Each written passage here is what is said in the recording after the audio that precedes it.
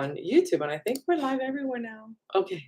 Yeah. All right. So I got TikTok, YouTube, and Facebook.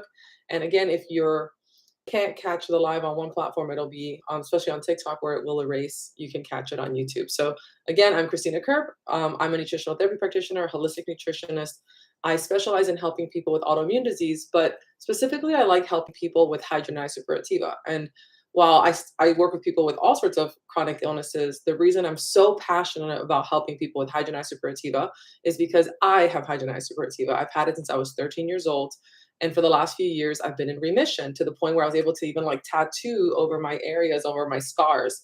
And hidradenitis suppurativa is an inflammatory skin condition that causes abscesses and boils and essentially like a really severe type of acne, although it's not really acne, which manifests on your inner thigh, groin, under breast, buttocks. It can even be like on for like, women, outer labia, on men. Like again, it can be around the genitals, although it's not an STD.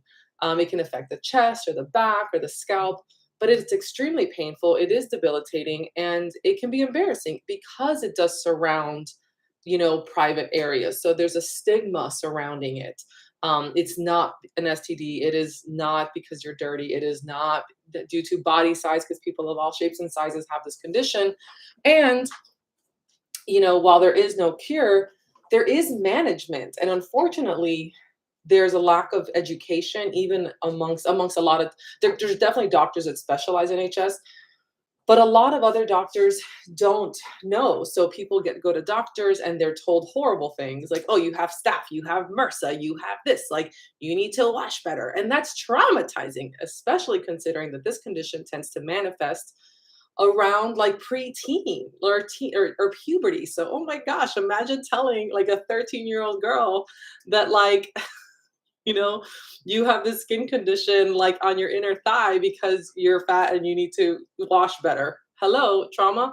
There's actually an interesting study that talks about how the way doctors talk to people with HS is causes there's a higher incidence of people with eating disorders within the community. So anyway, there's a lot of stuff. We have a lot of good questions coming up on TikTok. So let me scroll back to the beginning.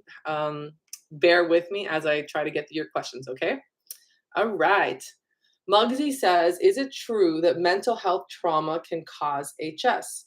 So mental health and stored trauma, right? Like traumatic events in our life. There was an interesting study, and I cite this study in my second book, that studied over like 200,000 adults, right? And among the adults all these adults had adverse childhood events, had traumatic instances like in their childhood. And among these adults, there was a very high percentage, like 70% of them were later in life treated for autoimmune conditions. So there is the theory or the school of thought that people who experience autoimmunity do have some sort of like stored trauma or trauma they experience it, but that makes sense in the sense that even sometimes the epigenetic switch, right, that happens because it's a gene expression. So you can have the predisposition for an autoimmune condition, doesn't mean that you're gonna experience it, that you're gonna have the symptoms, but something kind of flips that switch in your body.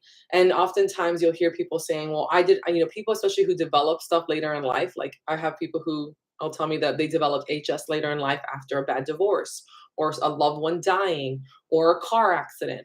And that happens. A lot of times, people like people who have babies, right? They'll develop HS after having kids. And again, it's not that being pregnant and having kids is traumatizing, but it is extremely stressful on the body, right? So I think that what we go through and the mechanisms that happen in our body when you understand the way that like stress impacts our body, right? Because cortisol can be inflammatory. When we're stressed, it literally can cause leaky gut to happen, like because the way it damages our digestive system or impairs our digestive system. So I think that it's not necessarily like not in a woo-woo way, but there's literal science that like, yes, when you go through something traumatic and your body is in this like fight or flight response for an extended period of time, it's going to cause a domino effect that can lead to leaky gut, impaired digestion, blah, blah, blah, dysbiosis. And all these things are proven to be drivers of autoimmune disease and inflammatory conditions. So yes, that can be true. That's an oversimplification, but yes, it's all love and support here. That's right, sweet Lady D. I have HS, but undiagnosed. I haven't brought it up to my doctor yet. Is it hereditary? So it's not that it's hereditary. I don't like the word hereditary because I feel like when you say something's hereditary, it's like you're for sure going to get it. Like if I have it, my kid's going to have it. And the truth is that no, I'm the only one in my family with HS. So I didn't get it from my mom or my grandparents. And my son thus far hasn't shown any symptoms. I think that like in my family, there's a predisposition to autoimmune disease. My dad has MS, my mom has Hashimoto's. So there's a predisposition to autoimmunity. And mine manifested in HS, right? Specifically. I think that there's a lot of different reasons for that. I was a very sick kid. I was on a shit ton of antibiotics as a kid. I had like, ear, nose, and throat infections. I had chronic constipation since I was little. And all of that is like poster child for like autoimmunity and gut health issues. But it was like the 80s because I'm 38. So I was born in 85 and they didn't know any better. So I think that all that contributed to me having like a lot of inflammatory issues. But there's a genetic predisposition. It's not that, oh, it's hereditary. Like I have it, someone else is gonna someone else in my family is gonna have it for sure. You do sometimes see clusters in family. The same thing happens with like MS and rheumatoid arthritis where you see different people, but think about it, you have similar genes and you have the gene expression is there, but then also people in families often go through the same thing, live in the same place, have the same diet.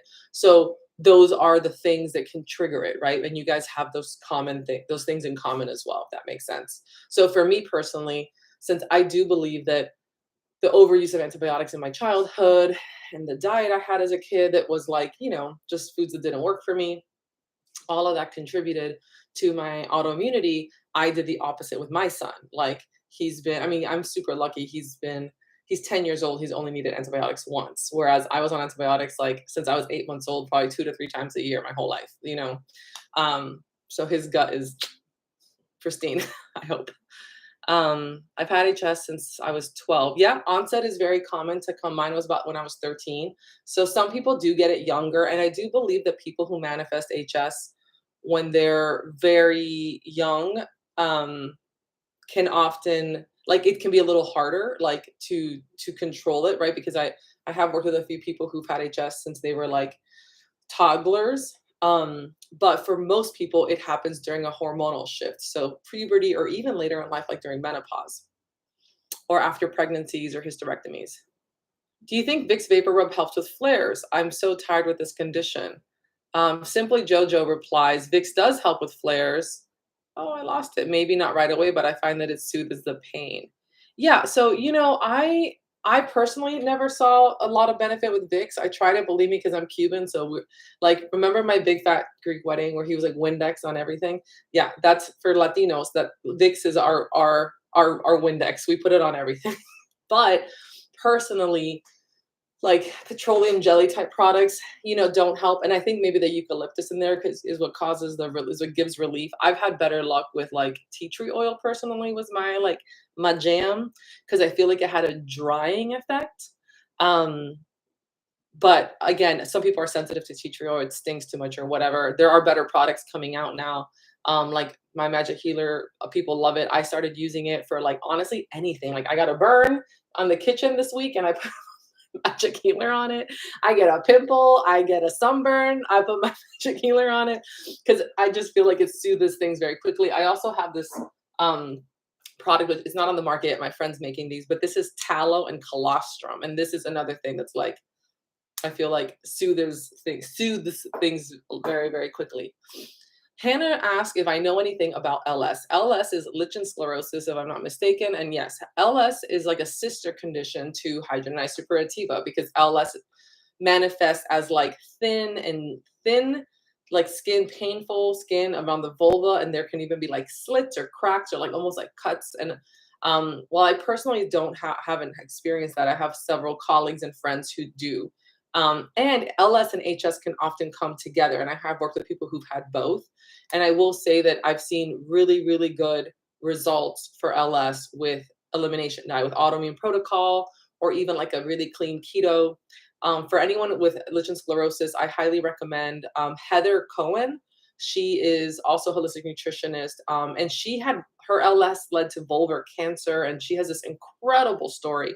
I interviewed her on my podcast a few years ago, which I no longer do the podcast, but um, her story's on her website, and it is incredible. And she put her LS and her HS and everything else in remission with a therapeutic ketogenic diet.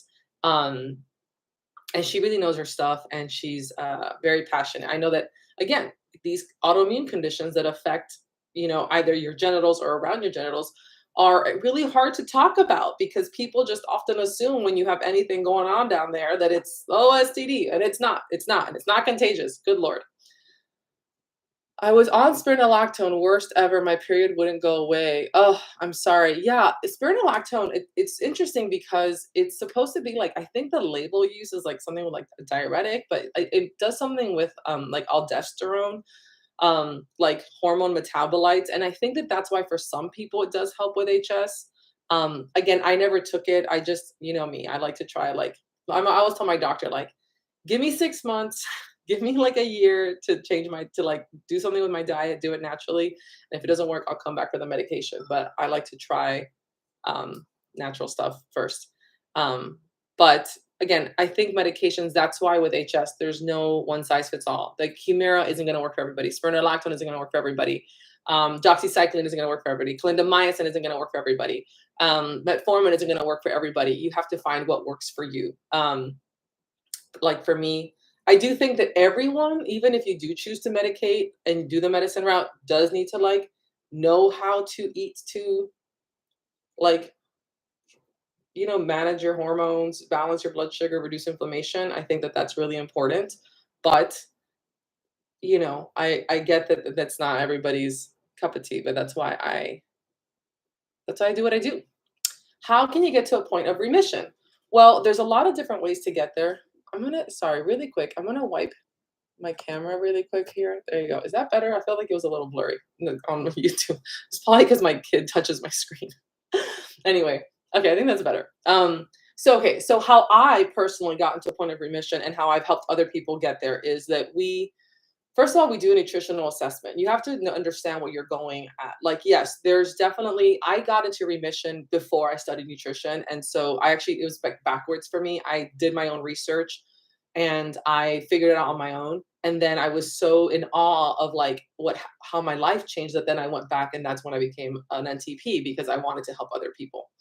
But my journey was like backward. It was like weird, and I didn't know what I was doing. So I just kind of piecemealed together a healing protocol that worked for me. So I did a Whole30, and then I did paleo, but then I realized nightshades are a problem. So I found about the autoimmune protocol. So I tried that, and I did AIP for a while, but then I realized blood sugar was a problem. So I tried to do like AIP plus kind of like a SIBO protocol, but realized I really just needed to do like lower carb.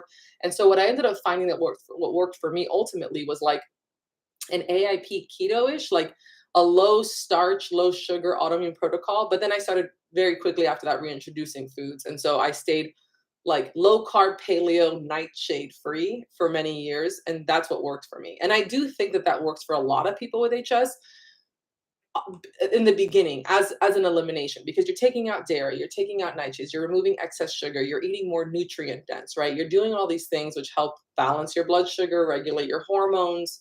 And again, I don't like to say like not everyone needs to go low carb, and I think depending on your stress levels, your activity level, it's not going to work for everybody. I had insulin resistance, which is why it worked well for me. Like right now, I don't do so hot with low carb because I have like adrenal issues. But it used to work for me. So what I work with people is I kind of meet them where they are, and I do tier 1 elimination. Let's just remove as little as possible, right? Because I used to be like, take everything out and then add it back in. But I realized that's really hard for people. So I like to work with people and say, okay, let's take out, gluten, dairy, added sugar first. Let's start there. Oh, sorry. I was getting a phone call. Okay. Are you guys back? Gluten, dairy, added sugar. Let's start there. Okay. If that doesn't work, we'll escalate. Then we'll go gluten, dairy, added sugar, nightshades. Is that enough? That doesn't work? Okay, then we'll go gluten, dairy, added sugar, nightshades, grains, things like that. Oh, of course, like seed-based oils, all these different things. And I know it's hard because like a lot of this holistic nutrition stuff, and like I even see like people on social media, especially there's a lot of like registered dietitians who don't like this kind of thing and they think that paleo or Whole30 or these elimination diets are a hack and that everything's fine in moderation. And if that were true, I'd be happy as fuck because I love food. And if I could eat nightshades in moderation, I'd be happy and I'd do it. But I've been doing this long enough to know that like some people just can't eat certain foods, even in moderation. Like that's autoimmunity. It's the way that our immune system has been like, no tomatoes for you. So it's about finding each person's unique, like what they need, because if your HS is hormonal, blood sugar regulation and nutrient density is going to be like really big. If it's more gut health, I mean, well, gut health is involved with everything. But anyway, that's how I got into remission. I help people get into remission. I never knew what was going on until I saw your TikTok. Well, I'm glad that you are here and that you found out. Because I know a lot of people live with HS and don't know what it is because unfortunately, yeah, they don't want, a lot of people have this and don't even talk to their doctors about it. I've been doing keto on and off, but it's hard to keep that sustainable. Yeah, excuse me. I agree, Lucy Marie. Keto can be really difficult,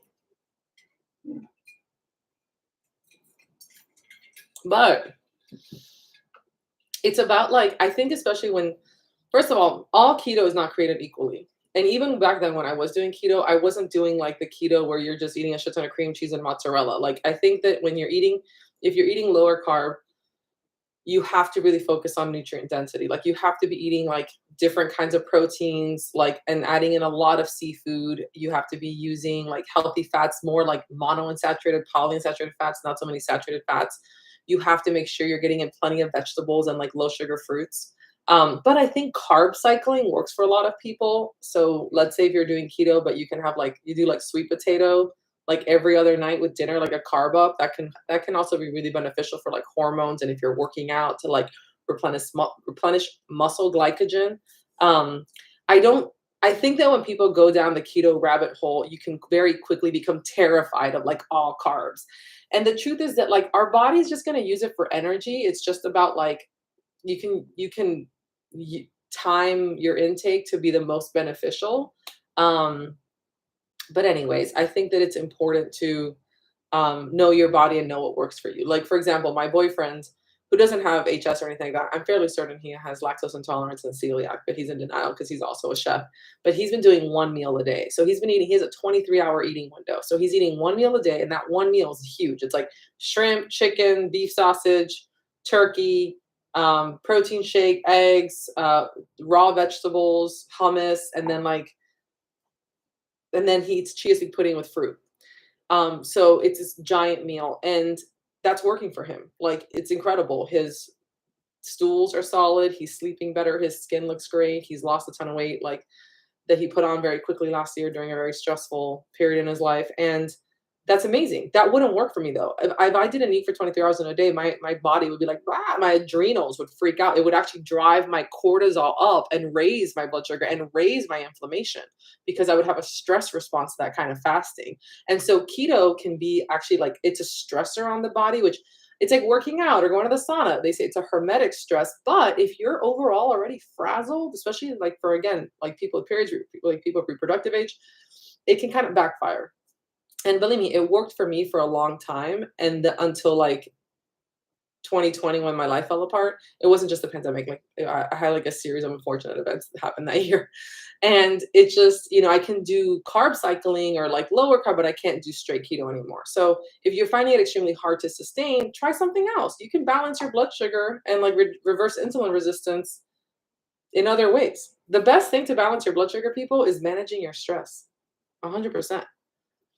He has made my white blood cells. Yes, HS can raise white blood cells, like white blood cell count. That's very common.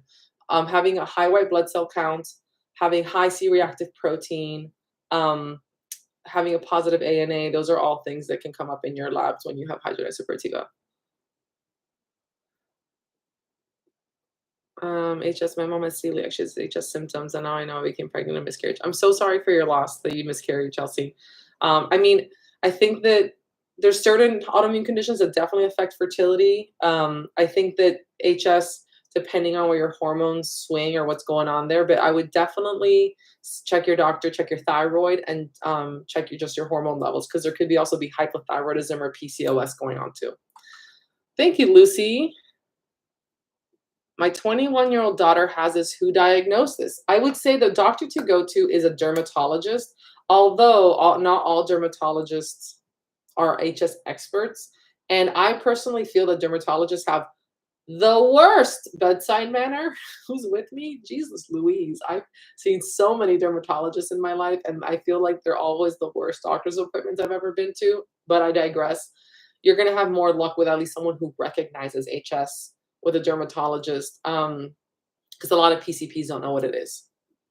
I would honestly see through your insurance if you can find someone who specifically works with this condition. I just started, oh, hold on. I just started AIP. I lost that comment. And I think you were asking about um, if you can drink alcohol. And the answer to that question is if you're on the autoimmune protocol, alcohol is not allowed. So I would say, honestly, alcohol sucks and it's definitely triggering for HS. Like, that's the one thing that even now, if I drink too often, it'll make me flare because alcohol is inflammatory, unfortunately. If I would say, like, if you after doing AIP for like 3 months, if you want to do like a vodka with like a tequila with like soda and lime, or like a glass of very dry white wine, like occasionally, you know, you're grown, you can make your own choices, but alcohol is the worst. Do you take vitamins or supplements? Lucy Marie asks. Yes, I do personally. But again, what I take isn't necessarily what you have to take. And I know people hate when I say that. And you guys really want me to be like, this is exactly what you have to take and what you have to do. But the reasons I don't say that, I don't tell people that, is because there's a lot of you. There's 138,000 of you here on TikTok. And I love that. It's amazing that this HS family is growing. But you know, supplements are something that as a practitioner, like even when I work with people, it's like I only try to give you what you need exactly. And I've talked a lot about like turmeric, zinc, omega-3s, things like that. Those are fine. Yes, like I think most people could take those, especially with HS. Turmeric is an omega-3 supplements. And I think everyone can be on them. I would check if you're on blood thinners, maybe not turmeric, so you always have to check with your doctor if there's any contraindications to any medication that you're taking. Zinc has been shown in several studies that people with HS are low in zinc and vitamin D and magnesium, I think. So I think those kind of vitamins are fine to take. There's other things that I take, more specific things for my needs, but again, that's a bio-individual thing. But I do like zinc, turmeric, omega-3, and vitamin D for most people. I think vitamin D, most people are deficient. Andrea, I'm so blessed to have found your page. I've been lacking HS direction and support. Well, I'm glad you're here. What in my diet can trigger a flare up? Good question. So for me, my trigger foods are gluten. So the ones that are like, if I have any amount, are gonna flare me. Well, I'm lying. Healing your gut after time, it gets better. It does get better. I used to like, even if there was like a microscopic speck of paprika or red pepper in food, I would flare. That's no longer the case. I can eat something that has a little bit of something in it and not flare now. But that took years to get to that point. So I still avoid these foods like the plague, but stuff happens. So gluten is like a never, never, never, never. I never, never, never eat it on purpose. I mean, it's happened by accident sometimes, and I always feel it. So gluten and nightshades, like red pepper specifically, paprika, chili pepper, anything like that, it's the worst for me. Tomatoes and eggplant. White potatoes I can tolerate now in moderation, which is a miracle after like 8 years of not eating them, or 9. So those are the ones that like I really, really avoid. Like the red pepper, the tomatoes, the eggplant, paprika, and gluten are like death sentence for me. Corn. Too much corn, like a little bit of corn, in a baking mix or in something, because a lot of gluten-free food has corn. I'm okay. But like if I eat like popcorn or like actual corn or like corn tortillas, which I did last week on the North Shore because I had these really good lengua tacos, which I got nightshade free, and not so hot. So too much corn, too much soy, too much dairy, too much sugar. So then corn, dairy, soy, and sugar are foods that in small amounts, I'm okay. Like if there's a little bit of feta or a little bit of cream in something, it's not going to be the end of the world. Or, but if I eat it every day, it's gonna cause a flare up. So that's how my trigger foods are. Hey, Loom is helping me. That's awesome. Loom is a natural, or Lume is a natural deodorant, I think, brand. And using natural deodorants is definitely a big thing. I talk about that a lot, changing your personal care products to like just natural stuff, right? Because a lot of, you don't want anything that's gonna like clog your pores or impact your lymphatic system. So I like Native and Humble and High Bar. There's a lot of really good brands out there now. Luckily, back in the day it was slim pickings, but now there's a lot of good stuff. Is that Magic Healer works? I think it does. I don't think it works for everybody, but I think that it works for some people. Um, I know it doesn't work for everybody, and it is expensive. So I wish they would give you like samples, because I've had few people. I think there's egg extract in it, which supposedly is not supposed to have the protein in it. But if you have an egg allergy, I'd still be wary about it. So maybe that'll save you some money. But yeah, for me it works. But again, not for everybody. I'm glad you're here. Yeah, Muggsy loves my Magic Healer. Patricia, so acid PCOS and hidradenitis suppurativa are related. They're not related, but they can come together because often certain conditions like polycystic ovarian syndrome is very much an inflammatory and like metabolic issue. Yes, it's hormone related, but it's rooted in inflammation and blood sugar dysregulation, like insulin resistance, which is driving the symptoms. And HS is inflammatory as well. And so, it's not that they're like related. It's that like having one gives you like a like the things that drive one also can drive the other. So yes. So that's how that works. I've been that's on your page. Thank you, Andrea.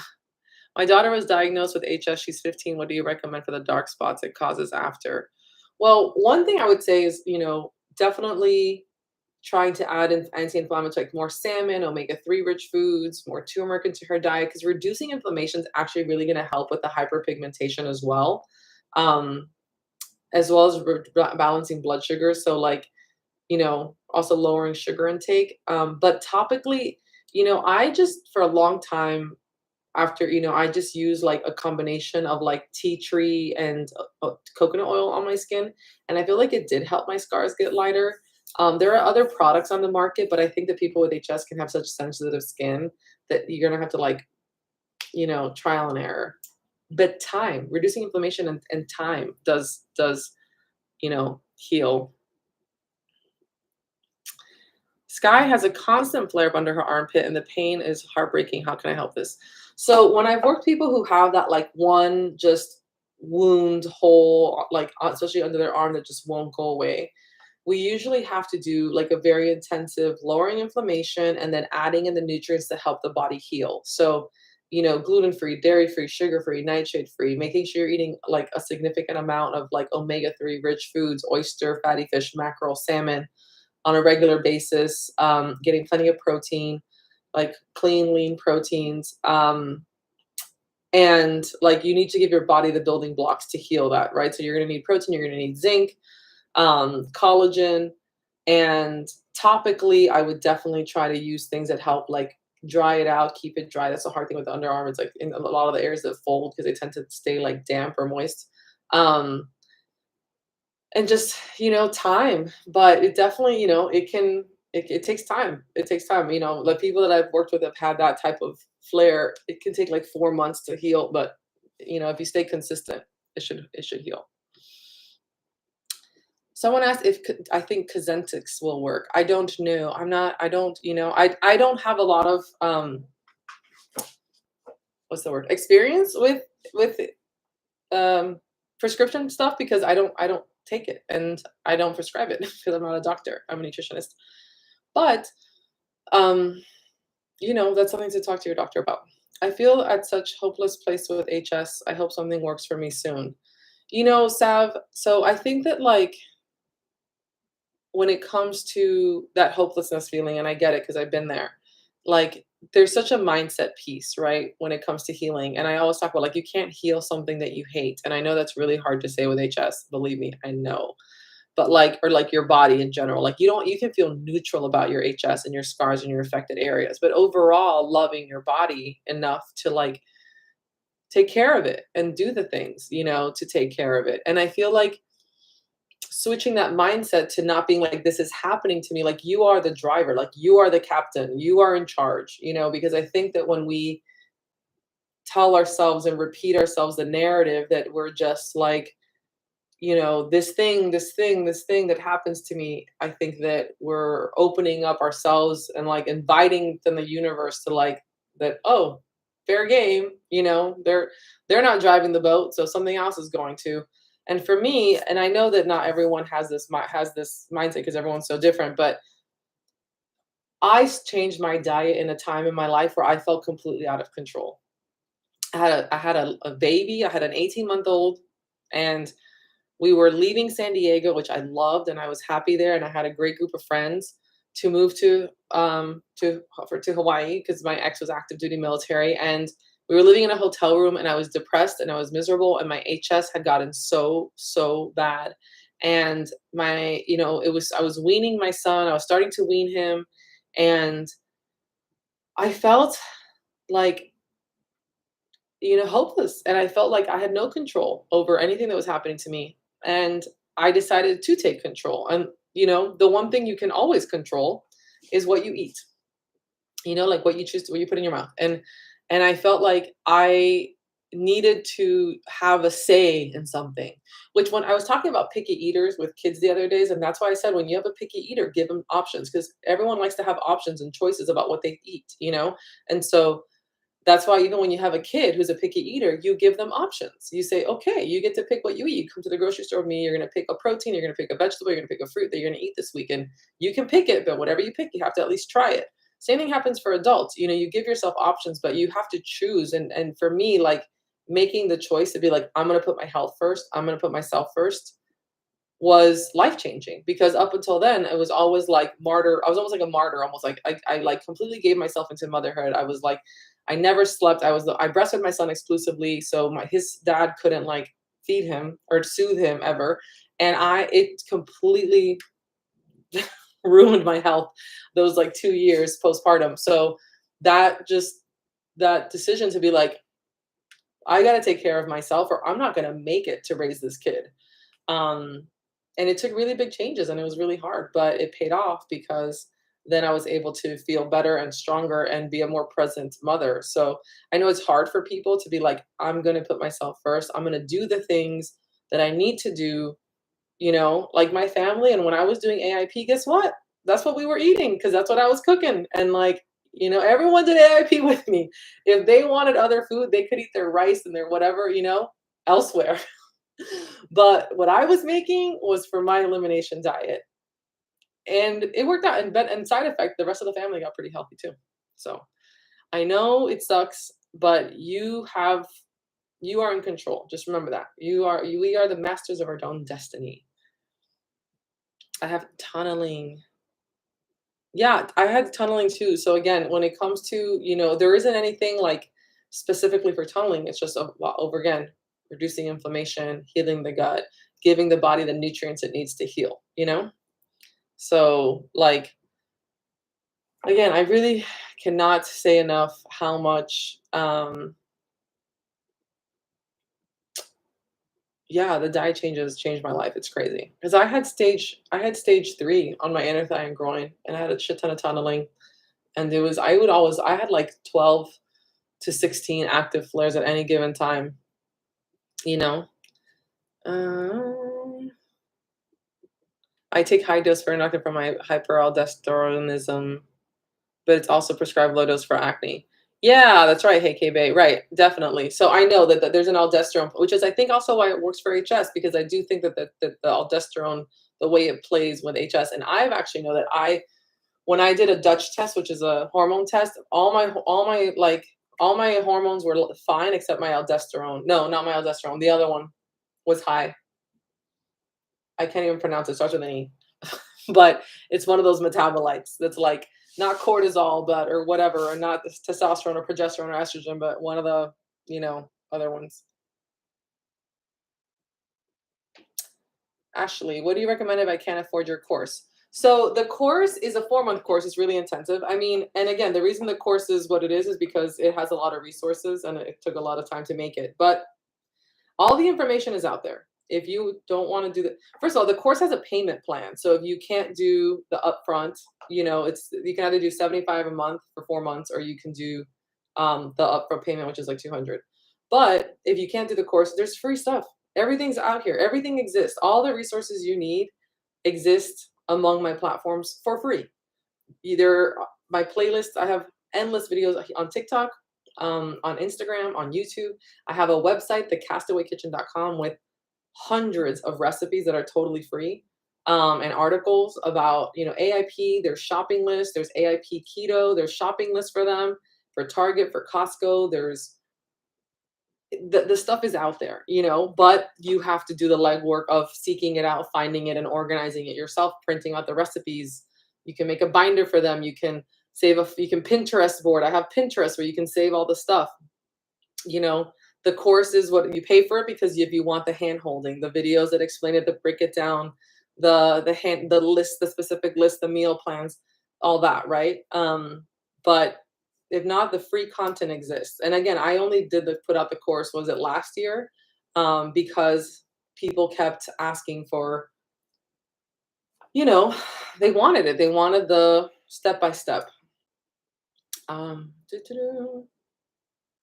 Where can I find Heather Cohen? So it's not Cohen, Cohen. It's Cohen, Cooan. And you can Google her. She's on like the interwebs. How do you know when you're in remission? You're not flaring as much or ever. Like, I don't flare anymore. For me, like, it took a while. It doesn't like happen overnight. It took me 4 months to see any kind of improvement, like meaning less painful flares, less severe flares. And then it took me another 2 years to like finally feel like, okay, I'm totally in remission now, because 4 months to see improvement. Then after about a year, I would go like, oh, I went a month without a flare. I went 2 months without a flare. I went 3 months without a flare, but those periods of no flares got longer and longer and longer, which was amazing. I'm in premenopause. They put me on estrogen, and that has helped a lot. That's awesome. Yeah, again, it's very contingent on which way your hormones are swinging, right? So I'm glad that getting on estrogen has helped you. But I know I don't want people to read those comments and be like, I'm going to get on estrogen too, because I'm sure her doctors tested her hormones and she was low in estrogen. That's what she needed, right? Everyone's got their own balance. Do you think marrying a man with HS is hard? Like getting married with HS? No. I mean, when I met the guy who's now my ex-husband, my HS was in full swing. I was not in remission. I was flaring. I had no idea how to control it. I used to smoke cigarettes. I drank a shit ton of booze. I made a lot of bad choices, people. I know you guys think you're like, oh, look at her and her wellness, and it's so easy for her.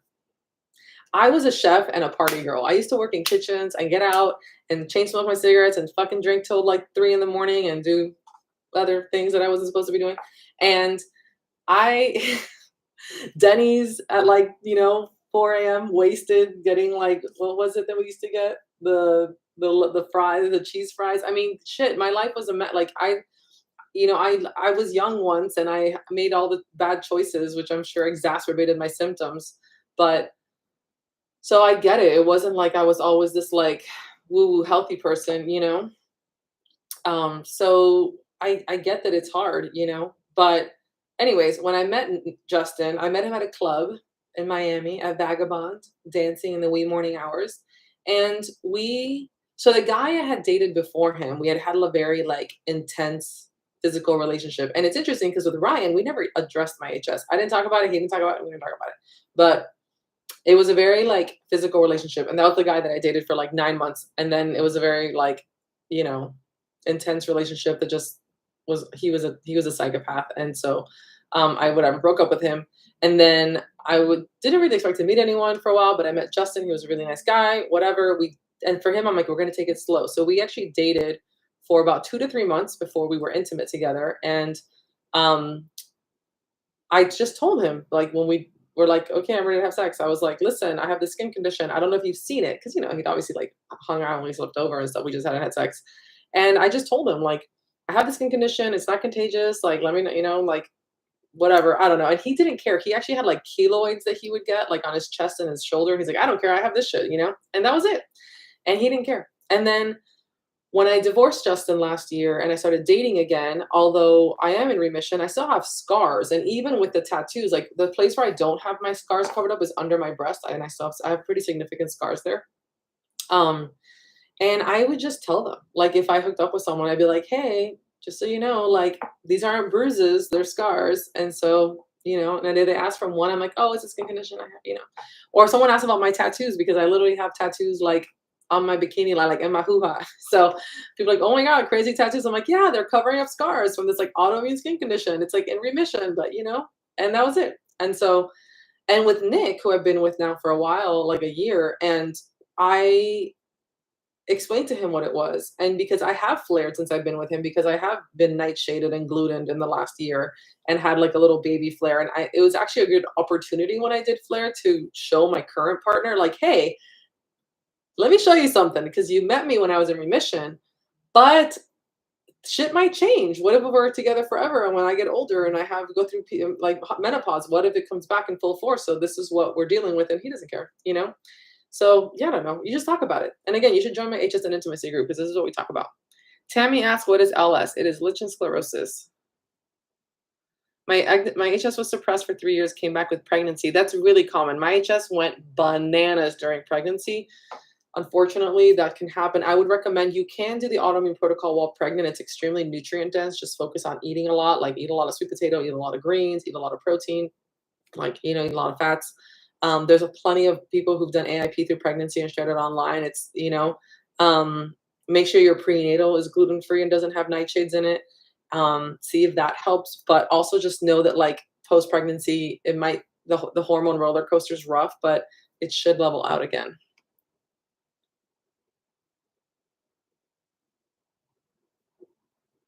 Well, I haven't joined in a while. What do you say to the dewormer involved in these different aspects? I don't know what dewormer, Jason, but I don't. There's, I, I don't know. I don't know what you're talking about. HS isn't caused by parasites. I mean, if parasites is what's driving your gut issues, maybe, but like it's not in here. You know, people always ask me like, "Oh, is HS caused by candida?" And I know that the My Magic Healer like person talks about candida a lot online, and she swears that everything's caused by like an overgrowth of candida. And I feel like yes, a lot of people are walking around with candida overgrowth and dysbiosis in their gut, which is an overgrowth of opportunistic bacteria. But I'm a big fan of knowing and not just guessing and doing a stool test, which is a product that like I really like that test, you know? Can I eat AIP forever that helps me be less inflamed? No, actually, Ashley. So I would say I would not do the autoimmune protocol elimination phase for more than 6 months because after that, if a too restrictive diet for long term is going to then backfire and like your gut microbiome is going to suffer. So I would say elimination diet for no more than 4 months. You can do like AIP maintenance phase, which is once you do reintroduction. So like AIP plus coffee, chocolate, you know, rice, like whatever, raw dairy, whatever works for you. You know what I'm saying? But I wouldn't do AIP elimination forever. And I know that it can be scary to do the reintroductions, but guys, it is necessary. Okay, I do have to go soon because I have a client call in 30 minutes and I got to get ready for my call. I have to go over everyone's paperwork. Um,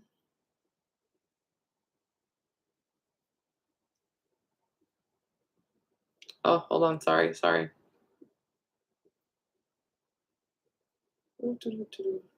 Ah,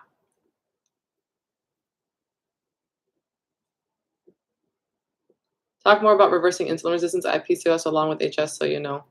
Well, insulin, I mean, again, talking about insulin resistance, like, I definitely think for people with insulin resistance, doing like a low carb anti inflammatory diet and then like slowly reintroducing carbohydrates once like blood sugar levels are back to normal, adding in resistance training, very important, managing stress, very important. I have a lot of information about this in both of my cookbooks, actually, as well as on my website. Anemia and HS. I don't know. I don't think so. Well, actually, just kidding. When I was doing some research recently, there was one study that did find that people like they found like there are certain patterns among HS patients, like zinc deficiency, vitamin D deficiency. Doesn't mean that everyone has it, but there was a study that did say that the high white blood cell count and anemia is something that they see in HS people. But that could also be because you're bleeding all the time, like the same way that women can be kind of like anemic during their period. I feel like, you know, if you have wounds that bleed often, like that could contribute to anemia. I think getting enough protein when you have HS is very important. Awesome that you have someone you like, Allie, likes a nurse practitioner, her derm's office. Whitney, the removing the glands under your arms, I don't know if that works. I think that's an old school. I know I've seen like two people say that it works. The thing is about surgeries is that there's no for sure. So like, and also like, I think the sweat gland thing has been debunked. So I don't know if I would go that route. It sucks because like I know so many people who've had surgeries and then they just get HS again. I think like the only surgery that apparently has like the highest rate of like no recurrence is the CO2 laser surgery. Queen Shiva is her handle on here, and she made the Beacon, which is the HS documentary. She had that surgery. She talks about it a lot. Um,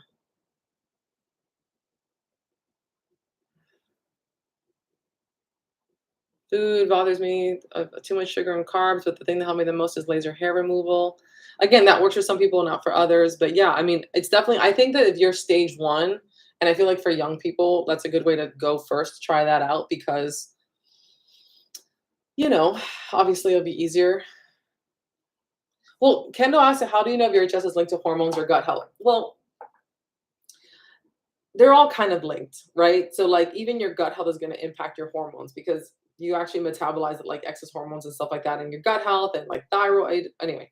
But I think that if you have like if you know if you flare a lot around ovulation or um the beginning of your cycle, if you have like a lot severe digestive issues, like gut health is kind of connected to everything, but that's why it's kind of like the good thing is that changing your diet to address these things, you can kind of like kill all three birds with one stone, you know? Is 50 milligrams good for HS? I think that's a good thing. Just always take it with food. It's gonna make your stomach hurt. Mm, mm, mm, mm, mm, mm, mm.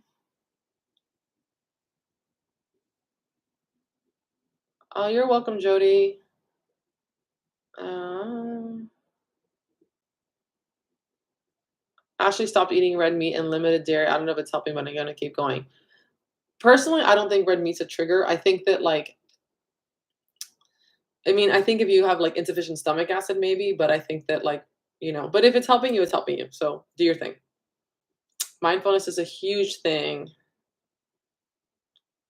Doo-doo-doo. Thank you. Okay, I think I gotta go, guys. Thank you so much for the questions. Yes, mindset is huge. It's huge. It's huge. It's huge. Sweet Lady D says my books are a game changer. Oh, Jazz says her dermatologist didn't care that her diet's making her feel better and pushed Humira. This is the thing. And I will leave you guys with this and taking and also jumping off of Jody's comment of like, yes, taking control of your health is important. Not having that like you are not just a passenger in your health. You're not a victim of this. If you're a I've had doctors try to tell me that I need surgery and birth control and Humira and da da da da. Da. And even when I was changing my diet and I felt better and I said, sorry, phone call. And I said, even when I said, I'm feeling better, I'm seeing improvement, they didn't believe me because a lot of doctors, unfortunately, MDs don't study nutrition in school, you know, unfortunately, they should. I think they really should. And some doctors take the initiative and study it, but a lot of doctors, most doctors don't, they're not taught nutrition. So they don't like, you know, they don't make that connection. But it's crazy because I feel like when you have a chronic illness, literally the food that we fucking put in our bodies that we are made up of, literally, of course, it's going to have an impact on our health. But anyway, if your doctor is pushing a drug that you don't want to take, you can say no. Remember that. No, thank you. Bye. And if they're being really pushy about it, get another doctor. They work for you. You call your insurance. I've done it many times. I walk out of there. I'm like, call my insurance. I'm like, I need another practitioner. This person's not working out. Why? Oh, because they weren't listening to me, this and that. And also, you don't have to take something you don't want to. It's a suggestion. And even like it's all a guessing game. They're also just guessing. You know what I'm saying? Like it's so bizarre. Anyways, I get very frustrated with this. All right. I love you guys. I really gotta run though, because now it's 20 minutes to my client call and I have to do go through their intake forms. But we'll do another live. Remember, if you wanted to see the replay of this or any of the information, it is on my YouTube channel or also in the HSN Intimacy group, which is a private Facebook group for HS people where we can ask questions about dating and intimacy and everything else really. But I do live Zoom calls periodically in the group and where we can just kind of talk about it. And what we find to be the most empowering thing is just among each other sharing our stories. If I did not get to your question during this live, I'm sorry. I promise I'll do another one soon, okay? Love you guys. Bye.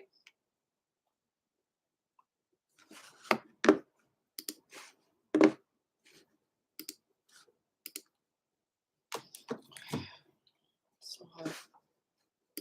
And it's so hot.